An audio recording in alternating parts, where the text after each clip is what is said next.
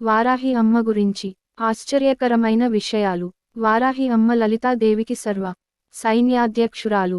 వారాహి అమ్మవారు వారణాసికి గ్రామదేవత. వరాహస్వామి అర్ధాంగి. వారాహి అమ్మవారు శక్తి స్వరూపాలలో ఒకరుగా చెప్తారు. ఈమెను సప్త మాతృకలలో ఒకరుగా, అలాగే దశమహ విద్యలలో ఒకరిగా కొలుస్తారు. లలితాదేవికి సైన్యాధిపతిగా వారాహి దేవిని వర్ణిస్తారు. అందుకే వారాహి అమ్మవారి ప్రస్తావన లలితా సహస్రనామంలో కూడా ఉంటుంది. ఆ లలితాదేవి తరఫున పోరాడేందుకే కాదు, భక్తులకు అండగా ఉండేందుకు ఒక గొప్ప యోధురాలిగా నిలుస్తుంది వారాహి.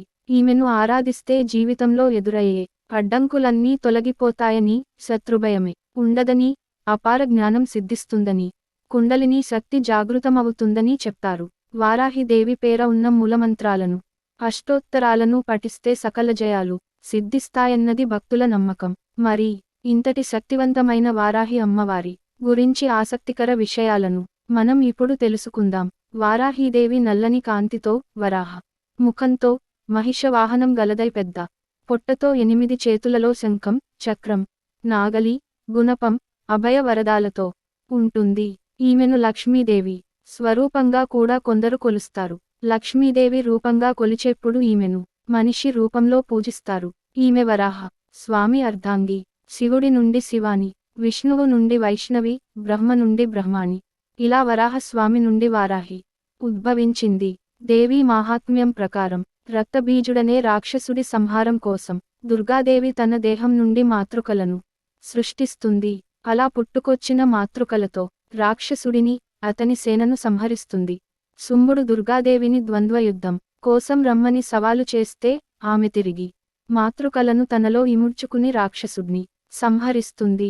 వామన పురాణం ప్రకారం మాతృకలు అమ్మవారి రూపమైన చండిక నుండి ఉద్భవిస్తారు. వీపు భాగం నుండి వారాహి పుడుతుంది.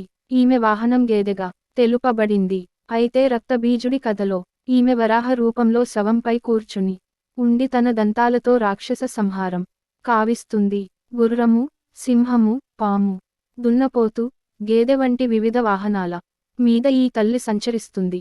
తాంత్రికులకు ఇష్టమైన దేవత వారాహిదేవి మందిరాలలో ముఖ్యంగా తాంత్రిక పూజ జరగపడం సర్వసాధారణం. వామాచారం పాటించే భక్తులు రాత్రిపూటల తాంత్రిక పద్ధతులలో పూజిస్తారు. ప్రతి మనిషిలోనూ వారాహి శక్తి నాభి ప్రాంతంలో ఉండి మణిపూర, స్వాదిష్టాన, మూలాధార చక్రాలను ప్రభావితం చేస్తుంది. వారాహిమాత ముఖ్య దేవతగా ప్రతిష్ఠించిన కొన్ని ఆలయాలలో దర్శనం సైతం రాత్రి వేళల్లోనో, తెల్లవారుజామునో మాత్రమే ఉంటుంది. దేశంలోని వివిధ ప్రాంతాలలో ఆలయాలు ఉన్నప్పటికీ చౌరాసి, వారణాసి, మైలాపూర్లో ఉన్న ఆలయాలకు ప్రాధాన్యత ఎక్కువ. వారాహి అమ్మవారు వారణాసికి గ్రామదేవత. వారణాసిని ఎల్లప్పుడూ రక్షిస్తూ రక్షగా ఉండే దేవత. ఈమెకు వారణాసిలో ఒక విచిత్రమైన దేవాలయం ఉంది. ఈ దేవాలయంలోకి మనం ఎప్పుడు పడితే అప్పుడు వెళ్ళడానికి వీలు పడదు. ఆలయం ఓ భూగర్భగృహంలో ఉంటుంది. తెల్లవారుజాము 4:30 నుంచి 8 గంటల వరకు మాత్రమే తెరిచి ఉంటుంది. ఆ సమయంలో గ్రామదేవత అయిన వారాహి అమ్మవారు వారణాసిని చూసి రావడానికి వెళుతుందంట. అందువల్లే ఆ సమయంలో మాత్రమే దర్శనానికి అనుమతిస్తారు. మిగిలిన సమయం మొత్తం ఈ దేవాలయాన్ని మూసివేసి ఉంటారు. ఇక ఆలయం తెరిచిన సమయంలో దర్శనానికి వెళితే నేలపై 2 రంధ్రాలు కనిపిస్తాయి. వాటి ద్వారా మాత్రమే అమ్మవారిని దర్శించుకోవాలి. ఒక రంధ్రంలో నుంచి చూసినప్పుడు అమ్మవారి ముఖం మాత్రమే కనిపిస్తుంది. మరో రంధ్రం నుంచి చూసినప్పుడు అమ్మవారి పాదముద్రలు కనిపిస్తాయి. వారాహి అమ్మవారు ఉగ్రరూపిణి కాబట్టే ఇలా రంధ్రాల ద్వారా దర్శించే ఏర్పాటు చేసినట్లుగా చెప్తారు.